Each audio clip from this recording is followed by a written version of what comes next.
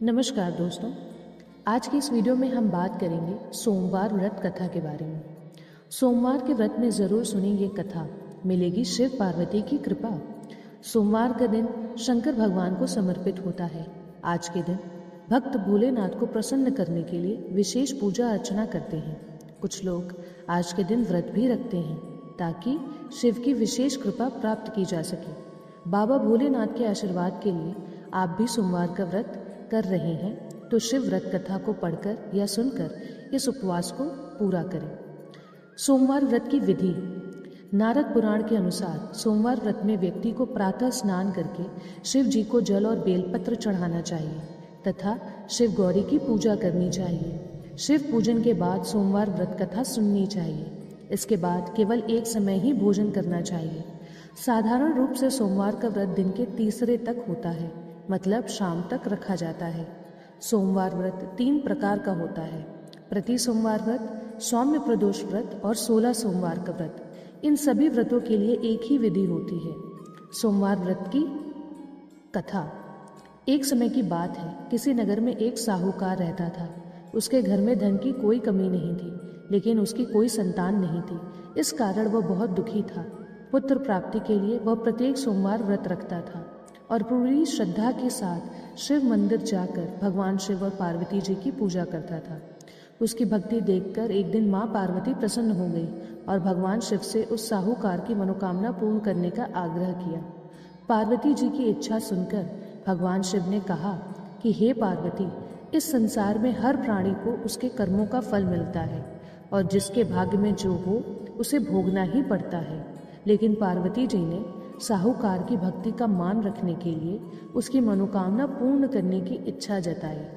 माता पार्वती के आग्रह पर शिव जी ने साहूकार को पुत्र प्राप्ति का वरदान तो दिया, लेकिन साथ ही ये भी कहा कि उसके बालक की आयु केवल 12 वर्ष होगी। माता पार्वती और भगवान शिव की बातचीत को साहूकार सुन रहा था। उसे ना तो इस बात की खुशी थी और ना ही दुख। वह पहले ही भांति शिव जी की पूजा करता रहा। कुछ समय के बाद साहूकार के घर एक पुत्र का जन्म हुआ। जब वह बालक 11 वर्ष का हुआ तो उसे पढ़ने के लिए काशी भेज दिया गया। साहूकार ने पुत्र के मामा को बुलाकर उसे बहुत सारा धन दिया और कहा कि तुम इस बालक को काशी विद्या प्राप्ति के लिए ले जाओ और मार्ग में यज्ञ कराना। जहाँ भी यज्ञ कराओ वहाँ ब्राह्मणों को भोजन कराते और दक्षिणा देते हुए जाना। दोनों मामा भांजे इस तरह यज्ञ कराते और ब्राह्मणों को दान दक्षिणा देते काशी की ओर चल पड़े। रात में एक नगर पड़ा जहाँ नगर के राजा की कन्या का विवाह था, लेकिन जिस राजकुमार से उसका विवाह होने वाला था वह एक आंख से काना था। राजकुमार के पिता ने अपने पुत्र के काना होने की बात को छुपाने के लिए एक चाल सोची। साहूकार के पुत्र को देखकर उसके मन में एक विचार आया। उसने सोचा, क्यों न इस लड़के को दूल्हा बनाकर राजकुमारी से विवाह करा दूं। विवाह के बाद इसको धन देकर विदा कर दूंगा और राजकुमारी को अपने घर ले जाऊंगा। लड़के को दूल्हे के वस्त्र पहनाकर राजकुमारी से विवाह करा दिया गया। लेकिन साहूकार का पुत्र ईमानदार था। उसे यह बात न्याय संगत नहीं लगी। उसने अवसर पाकर राजकुमारी की चुन्नी के पल्ले पर लिखा कि तुम्हारा विवाह तो मेरे साथ हुआ है, लेकिन जिस राजकुमार के संग तुम्हें भेजा जाएगा वह एक आंख से काना है। मैं तो काशी पढ़ने जा रहा हूँ। जब राजकुमारी ने चुन्नी पर लिखी इस बात को पढ़ा तो उसने अपने माता पिता को यह बात बताई। राजा ने अपनी पुत्री को विदा नहीं किया, जिससे बारात वापस चली गई। दूसरी ओर साहूकार का लड़का और उसके मामा काशी पहुंचे और वहां जाकर उन्होंने यज्ञ किया। जिस दिन लड़के की आयु 12 साल की हुई उसी दिन यज्ञ रखा गया। लड़के ने अपने मामा से कहा, मेरी तबीयत कुछ ठीक नहीं है। मामा ने कहा कि तुम अंदर जाकर सो जाओ। शिव जी के वरदान अनुसार कुछ ही देर में उस बालक के प्राण निकल गए। मृत भांजे को देख उसके मामा ने विलाप शुरू किया। संयोगवश उसी समय शिवजी और माता पार्वती उधर से जा रहे थे। पार्वती जी ने भगवान से कहा, स्वामी, मुझे इसके रोने के स्वर सहन नहीं हो रहे। आप इस व्यक्ति के कष्ट को अवश्य दूर करें। जब शिवजी मृत बालक के समीप गए तो वह बोले कि यह साहूकार का ही पुत्र है, जिसे मैंने 12 वर्ष की आयु का वरदान दिया था।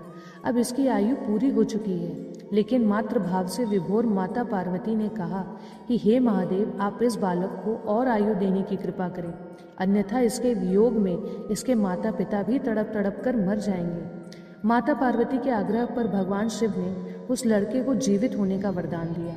शिव जी की कृपा से वह लड़का जीवित हो गया। शिक्षा समाप्त करके लड़का मामा के साथ अपने नगर की ओर चल दिया। दोनों चलते हुए उसी नगर में पहुंचे जहां उसका विवाह हुआ था। उस नगर में भी उन्होंने यज्ञ का आयोजन किया। उस लड़के के ससुर ने उसे पहचान लिया और महल में ले जाकर उसकी खातिरदारी की और अपनी पुत्री को विदा किया। इधर साहूकार और उसकी पत्नी भूखे प्यासे रहकर बेटे की प्रतीक्षा कर रहे थे। उन्होंने प्रण कर रखा था कि यदि उन्हें अपने बेटे की मृत्यु का समाचार मिला तो वह भी प्राण त्याग देंगे, परंतु अपने बेटे के जीवित होने का समाचार पाकर वह बेहद प्रसन्न हुए। उसी रात भगवान शिव ने व्यापारी के स्वप्न में आकर कहा, हे श्रेष्ठी, मैंने तेरे सोमवार के व्रत करने और व्रत कथा सुनने से प्रसन्न होकर तेरे पुत्र को लंबी आयु प्रदान की। इसी प्रकार जो कोई सोमवार व्रत करता है या कथा सुनता है और पढ़ता है, उसके सभी दुख दूर होते हैं और समस्त मनोकामनाएं पूर्ण होती हैं। इसी के साथ दोस्तों, अगर वीडियो पसंद आए तो वीडियो को लाइक, शेयर, सब्सक्राइब ज़रूर करें। मिलते हैं अगले वीडियो में। धन्यवाद।